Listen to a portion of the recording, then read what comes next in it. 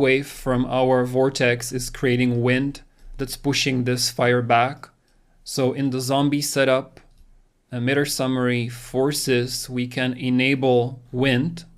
And so that should be on the minus y axis. So wind direction -1 on the y. Wind magnitude, let's try 200. Okay, yeah, so because I rotated the grid, the axes don't match anymore. So this will probably be -x, so -1 on the x and 0 on the y. Yeah, okay. I think we're having too much fire and it still doesn't die fast enough. So fluid source attributes, let's do 0.7 to 0.85 for the fire.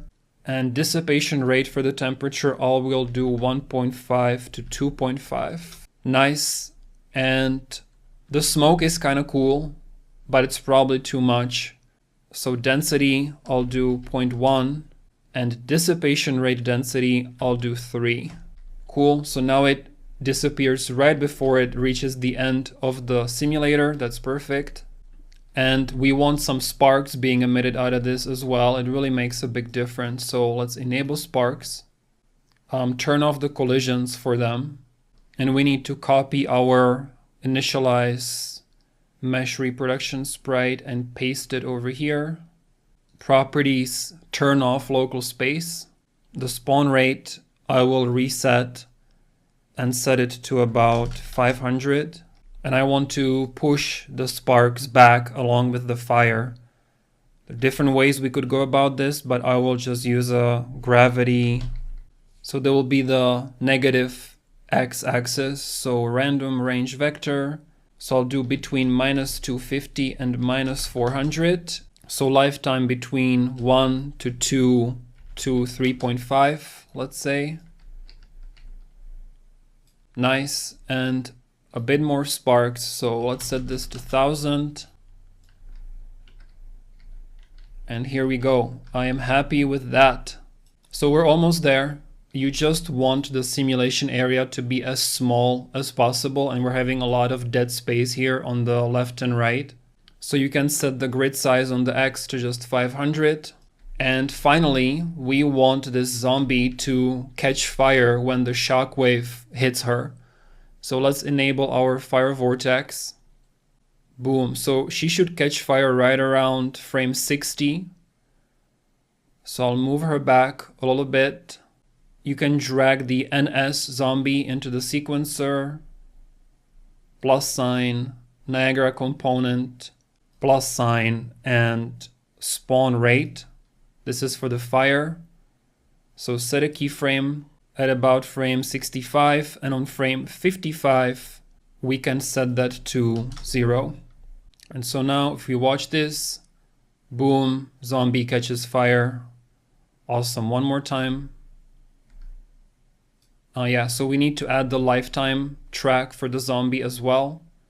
So Niagara component, system lifecycle track, and move it to frame 0, reset, play, boom. Awesome. And the only remaining thing are the sparks, which are on all the time. So let's make a new float, and I'll call that sparks underscore spawn rate. Set it to 1000 and replace the spawn rate for the sparks with our custom parameter.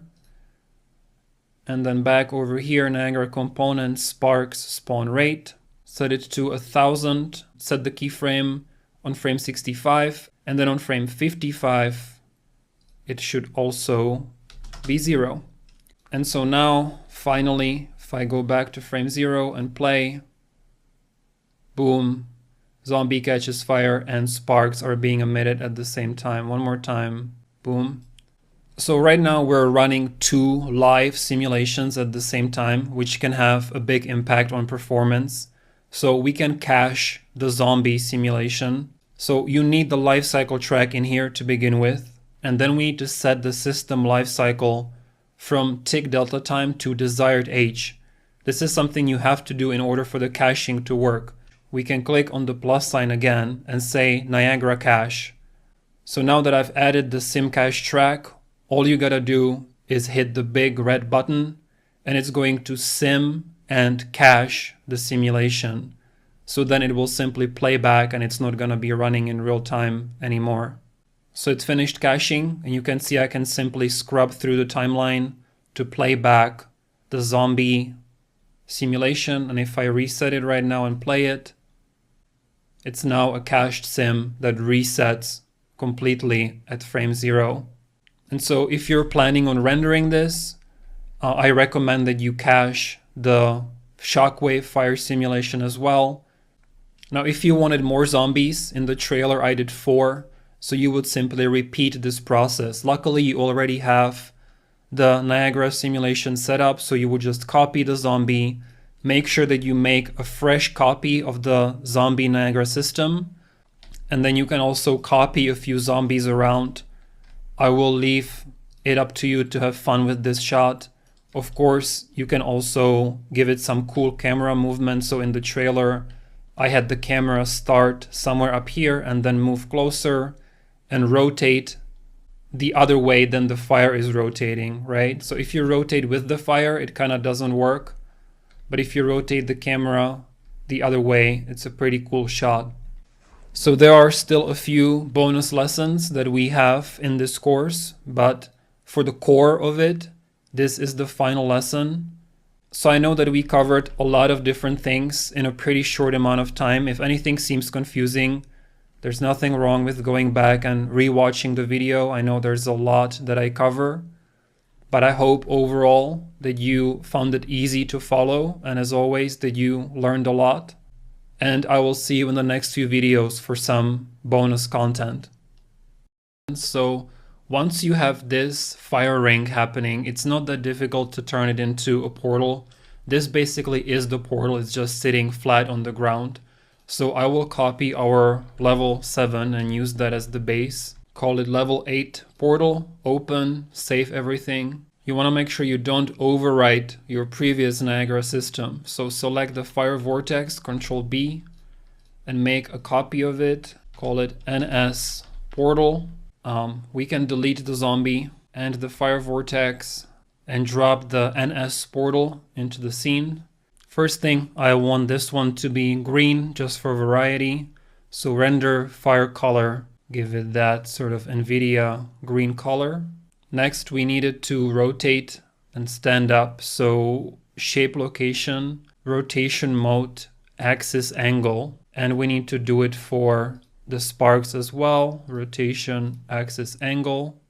The sparks should match the fire. So I will just quickly change these spark colors from light green.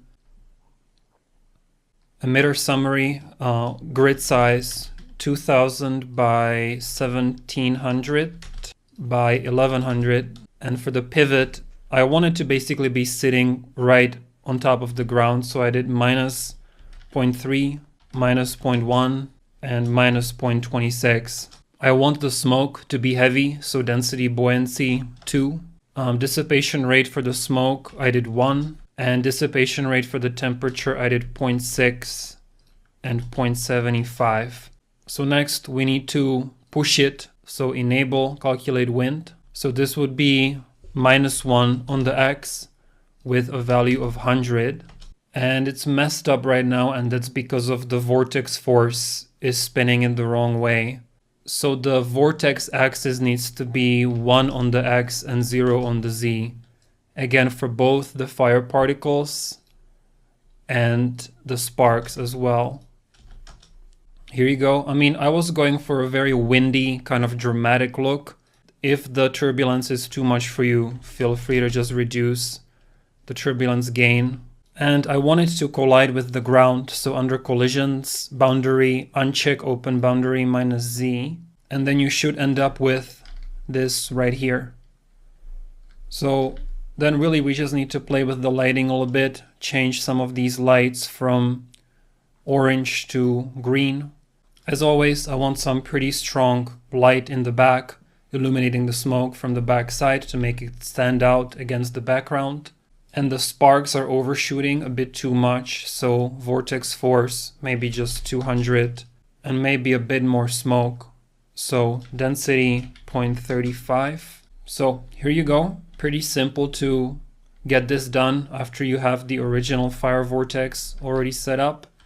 And in the next video I will show you how to add the debris flying into the portal.